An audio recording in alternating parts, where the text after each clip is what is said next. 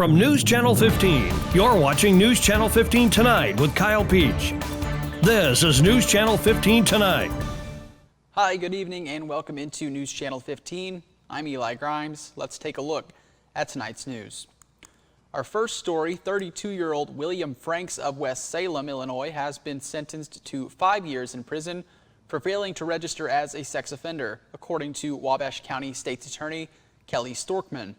An investigation by the Wabash County Sheriff's Department revealed that Franks had moved into a home in Wabash County where children were present without updating his registered address.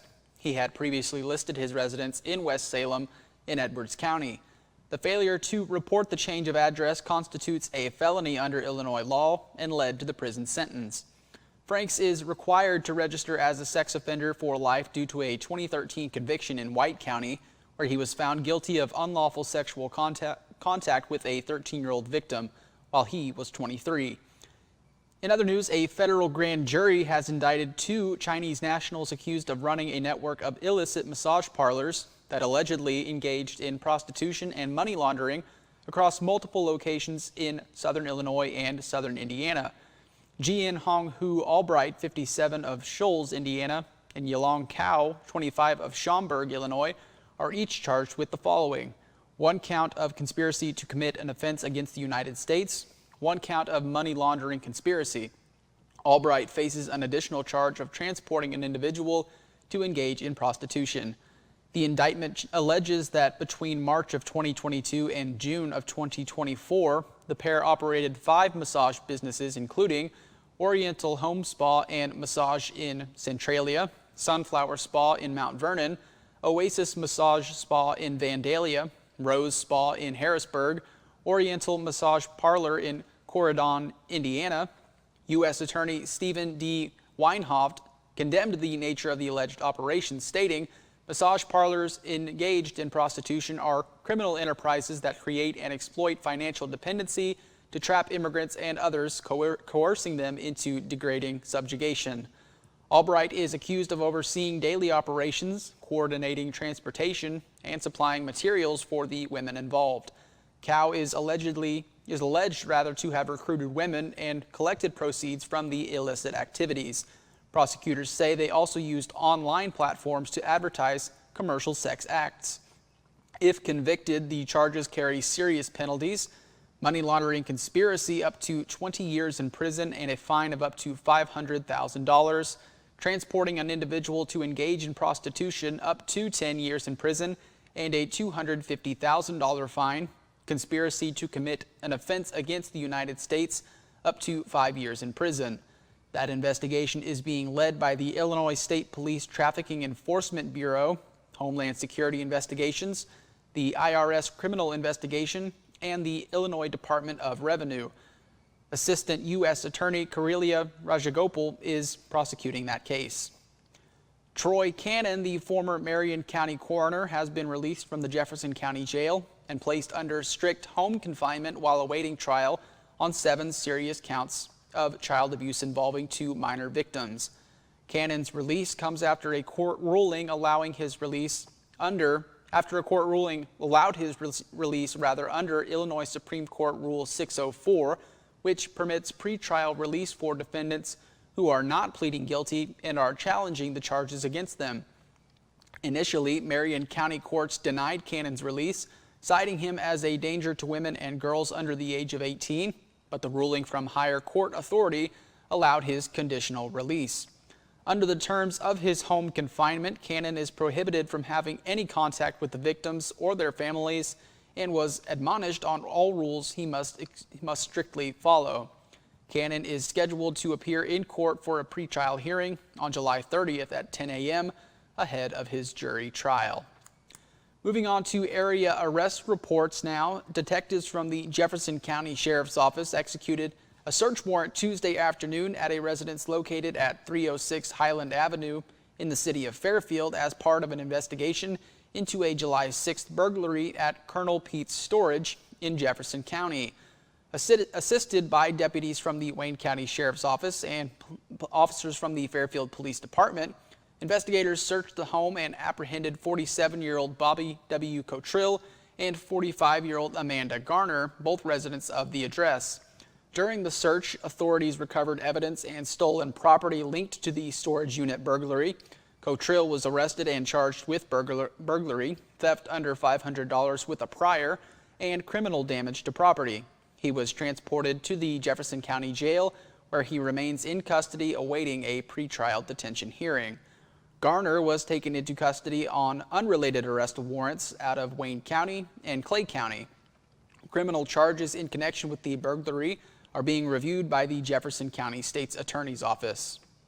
Tuesday afternoon, the Wayne County Sheriff's Department arrested 34-year-old Tara Singh of Albion on a Wayne County warrant. Singh faces charges of 2 counts of retail theft and 1 count of forgery. Singh is currently being held in the Wayne County Jail pending a court appearance. In other news, construction on a new 4-story Comfort Inn and Suites on Fairfield's west side is expected to begin this fall, according to Fairfield Mayor Gary Moore. The project, led by a developer from St. Louis, is planned for an 8-acre parcel owned by the city of Fairfield, located just east of Williamson Drive. In addition to the hotel, plans still include the addition of 2 restaurants on the site. The estimated cost of the hotel is approximately $10 million, and it will bring 70 new rooms to the area once it's completed. And news out of White County, WRUL reports the city of Carmi will continue to tax groceries at 1% after January of 2026. That decision was made at Tuesday night's city council meeting. The city joins more than 200 other municipalities throughout the state who will keep the tax on consumers following the state's grocery tax suspension at the end of 2025. The Illinois Policy Institute suggested that many communities could suffer budget shortfalls without the local grocery tax.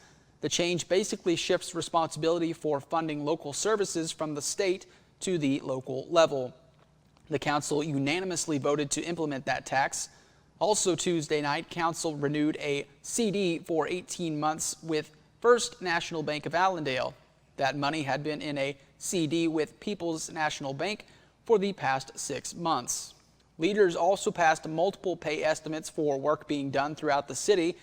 At the next council meeting on August 5th, they're expecting a list of equipment the city has determined is excess, and Carmi will offer those items up for sale through a sealed bid process. Mayor Stendeback continued to promote the airport and the upcoming fly-in on August 2nd. Leaders also thanked city employees for their efforts to repair the water main break that affected the entire city beginning last Thursday. That does it for news. Stick around. I've got your weather forecast coming up next, and then a look at the MLB schedule ahead of the All-Star break. Stay with us.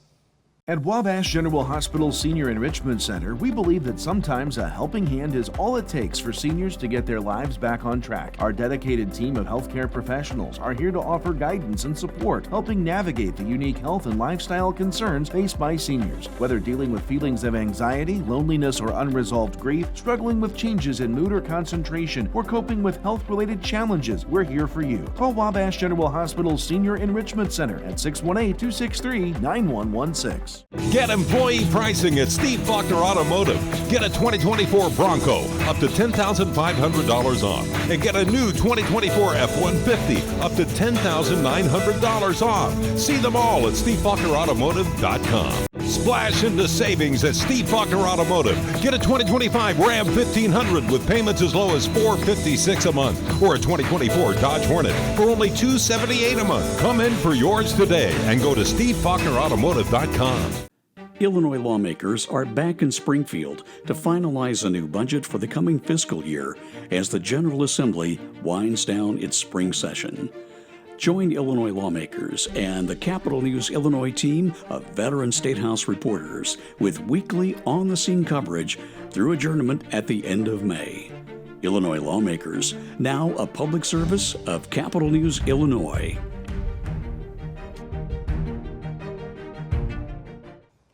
Welcome back. Let's take a look at your forecast. Nothing to speak of as of around 8:30 this morning as we put your radar in motion again. You can just see nothing really to speak of. A few scattered showers to our southwest, but as we move into your almanac for today, we saw a high of 90 degrees, a low of 73. And we did see a downpour of rain in some spots across our region. In this area, just at an inch of rain in the last 24 hours. 90 and 70 your normals, your records. A toasty 108, the record high for today for this time of year, 56 the low.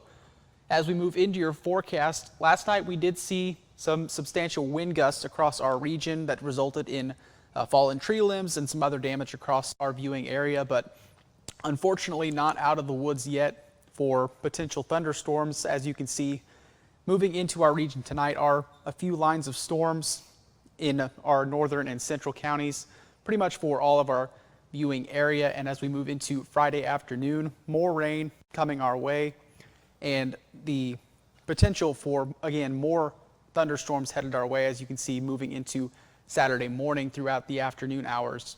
Those thunderstorm chances still remain for our viewing area. Moving into the lows for tonight into Friday morning, mostly in the low 70 mark, 72 all across our region, with the exception of Flora and Olney at 71 degrees. Your highs on Friday dipping into the higher 80s, 89 in Mount Carmel, as well as McLeansboro and Carmi, 88 in Fairfield and Albion. Your lows Friday night into Saturday morning, again in the low 70s, McLeansboro and Carmi at 73. And your highs on Saturday rising back up into the low 90s with those thunderstorm chances throughout the afternoon hours on Saturday, 92 in Carmi, as well as 90 in Albion and 91 in the city of Mount Carmel.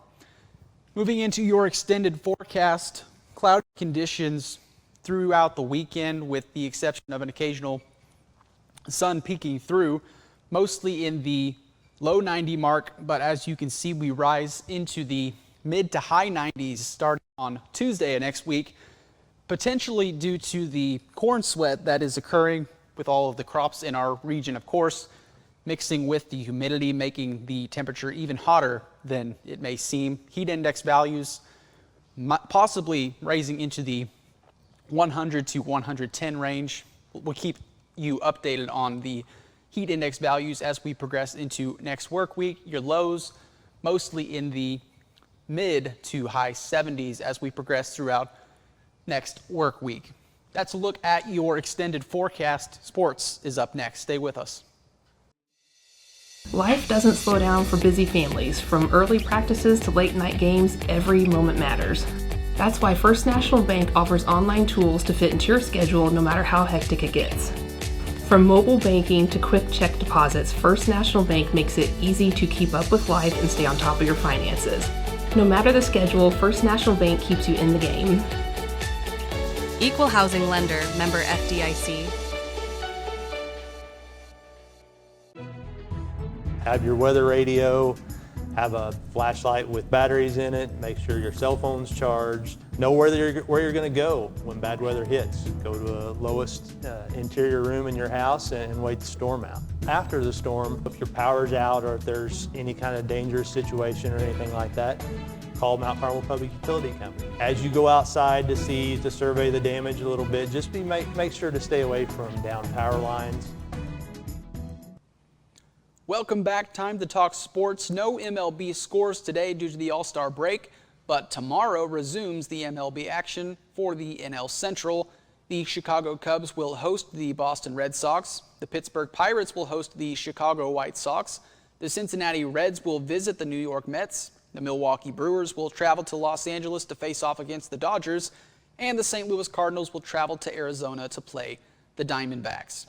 After the All-Star break, the Cubs lead the NL Central at 57-39. The Brewers are just one game back at 56-40. The Cardinals are 51-46 on the year. The Reds at 50-47. And the Pirates bring up the pack at a record of 39-58. That does it for sports and our newscast tonight. Thanks so much for tuning in. From myself, Eli Grimes, as well as everyone here at News Channel 15. Have a great night.